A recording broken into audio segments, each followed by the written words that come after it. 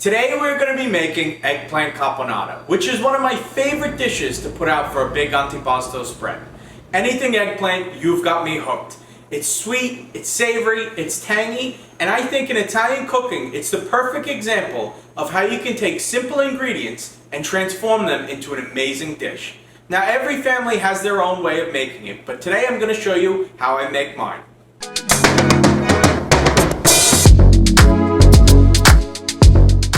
So the first thing we have to get started on is our eggplant.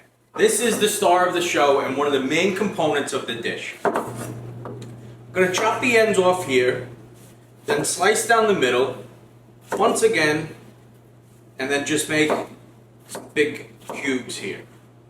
Now this is a fairly rustic dish, so all of the ingredients, we're not really chopping them finely. And these eggplant, once I get finished with them, we'll fry them nice and golden brown, and then we'll add them later into the mixture that we built.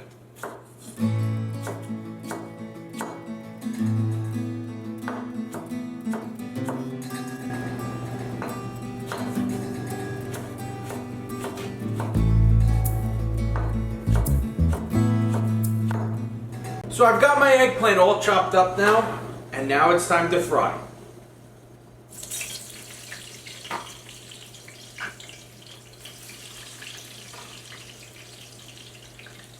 Okay, so I'm going to work in batches here, trying not to overcrowd the pan too much.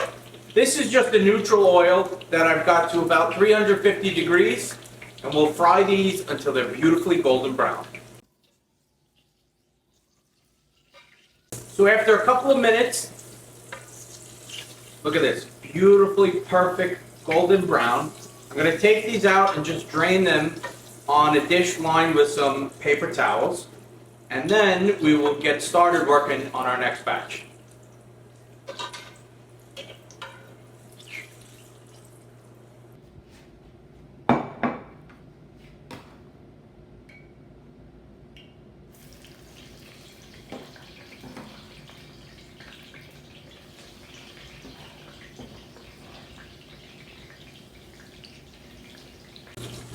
All summer long, we had eggplants and tomatoes grown in the garden outside of the restaurant. My Uncle Louis has the greenest of green thumbs, and he built a little garden outside of the restaurant. So all summer long, we had fresh eggplant and fresh tomatoes growing, and it was the perfect way to utilize those and make caponata. After a couple minutes of frying, these look perfect. I'm going to take these out. Just as before, we're going to put these on the side so we can get started working on the base for our caponata.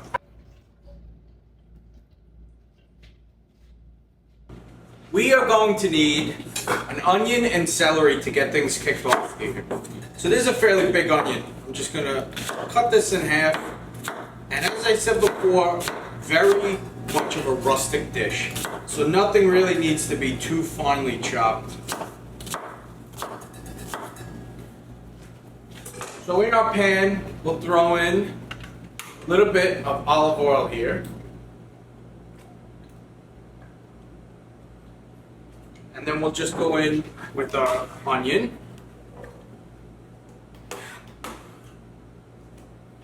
And then some celery.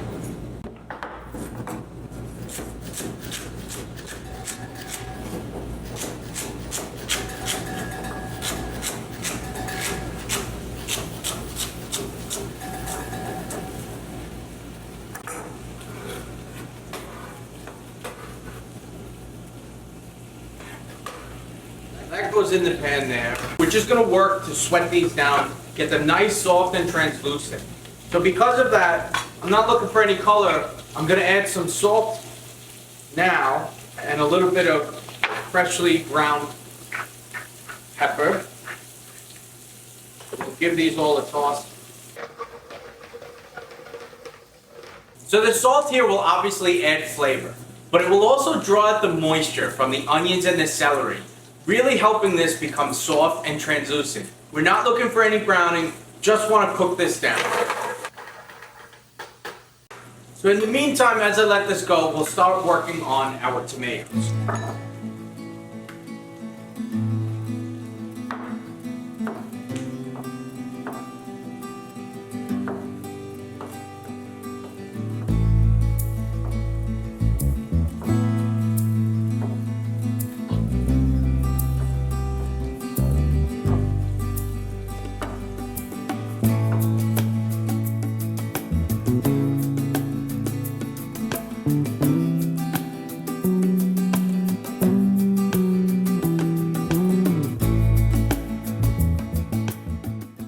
This will probably go about 10 to 12 minutes, really cook down, and we'll come back and we'll add our tomatoes at that point.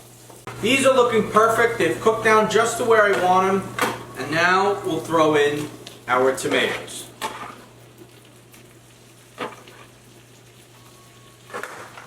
Quick stir here. And again, building the seasoning, little pinch of salt, little pepper. And we'll let these go, just like the celery and the onions, they'll cook down for a few minutes.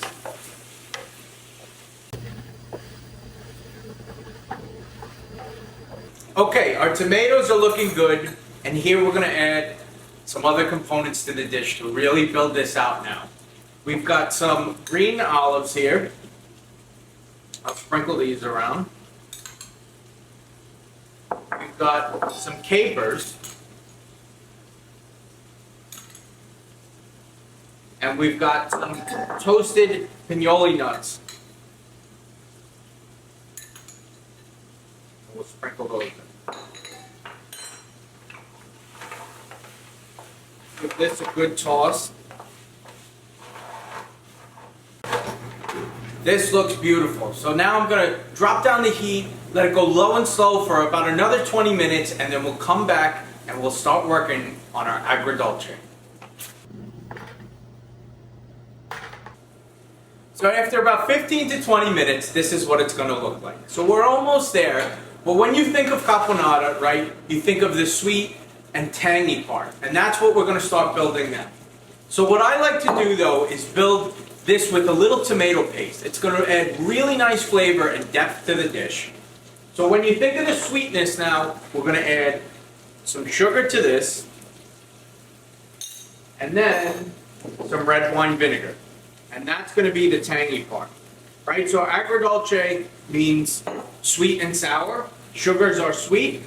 Red wine vinegar is our sour. We'll get that mixed here together.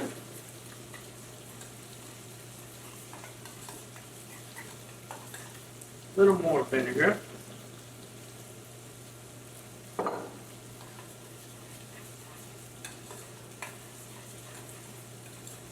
Then we'll add that right into the pan here. Give this a good toss.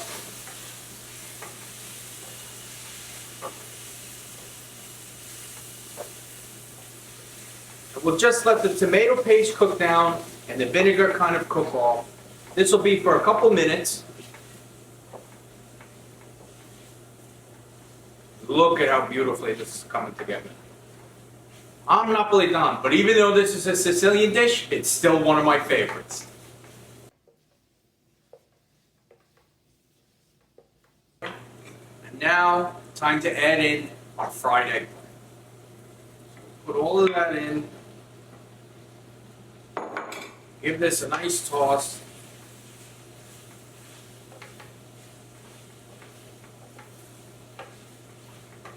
That looks perfect. I'll shut the heat off now. Look at how beautiful that is. So at this point, I just want to check the seasoning, right? We added some salty capers and some olives. So I'm going to taste it to see where I'm at, whether I need more salt, maybe a little more pepper. Very good. We're going to add a pinch more salt. But you can taste the sweet and sour element, right? So that sugar that we added, the red wine vinegar, this looks good. Now, throw in some beautiful fresh basil. And this will add just a great, fresh bite to the dish. Oh, look at how good that looks. That's perfect. That's exactly what we want. Now, caponata is typically served either at warm temperature or chilled. So we're going to put this on the side, we'll come back to it later, and we'll finish off the dish.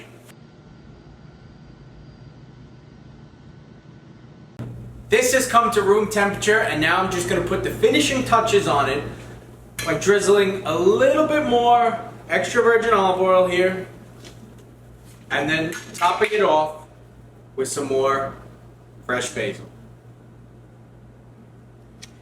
And that's it.